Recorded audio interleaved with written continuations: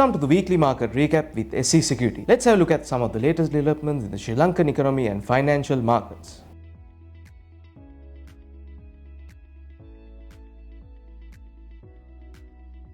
Sri Lanka's economic growth is projected to slow to 3.2% in 2024 due to tight fiscal policy and weak consumer sentiment, despite improving foreign reserves and credit demand.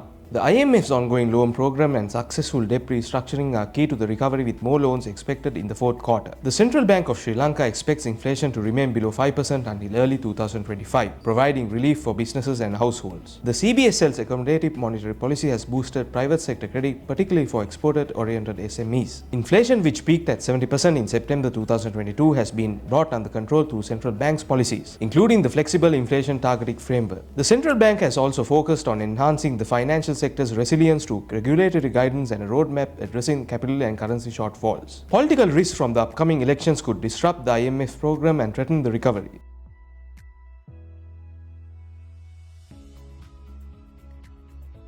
Sri Lanka anticipates receiving $1,363 million from the International Monetary Fund and the Asian Development Bank in 2025, according to Minister Bandulu Gunawaddana. This includes $663 million from the IMF, $400 million from the World Bank, and $300 million from the ADB. Additionally, the country expects $3,655 million in debt relief, contributing to a closing $5,080 million external resource gap. Under the IMF program, Sri Lanka is also required to collect $250 million in foreign reserves by the first quarter of 2025. The year-end gross international reserves are projected to be $1,569 million higher.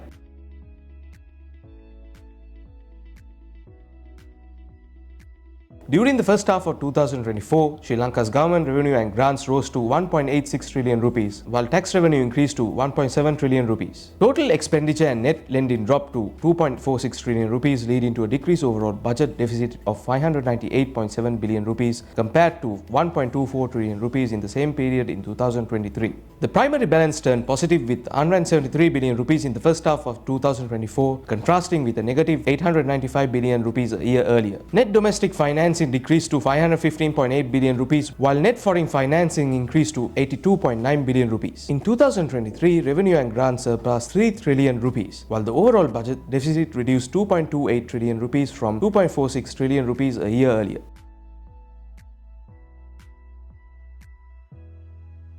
The Hambantota International Port has seen a 40% increase in volumes in 2024, with expectations to reach 50% growth by year-end. This growth reflects Hambantota Port's expertise in networking, marketing, and efficient port operations. The port's leadership and strategic investments in infrastructure has been crucial in achieving this success. Significant growth has been observed in bulk, break bulk, gas, marine services, and container segments, enhancing the port's market position. Hambantota Port is now recognized as a strategic and efficient hub for transshipment and logistics services.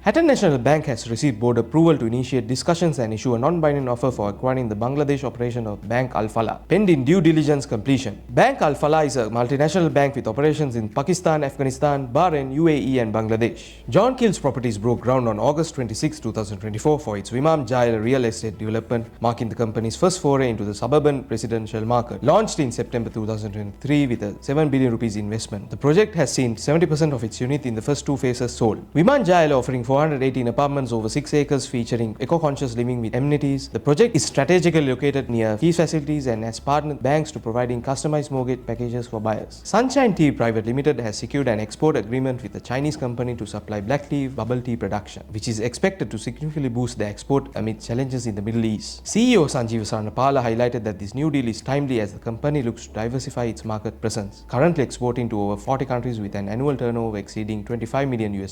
Additionally, Sunshine Tea factories in Kalani has been expanded, enhancing their production capacity and maintaining their reputation for high quality and innovative tea products. With the recent Treasury-bill auction, the 91-day T-bill rate stands at 9.49%, showing an increase of 7 basis points. The 182-day T-bill rate stands at 9.84%, showing an increase of 4 basis points, and the 1-year T-bill rate stands at 10.03%, showing no change. Let's take a look at this week's Colombo Stock Exchange market status.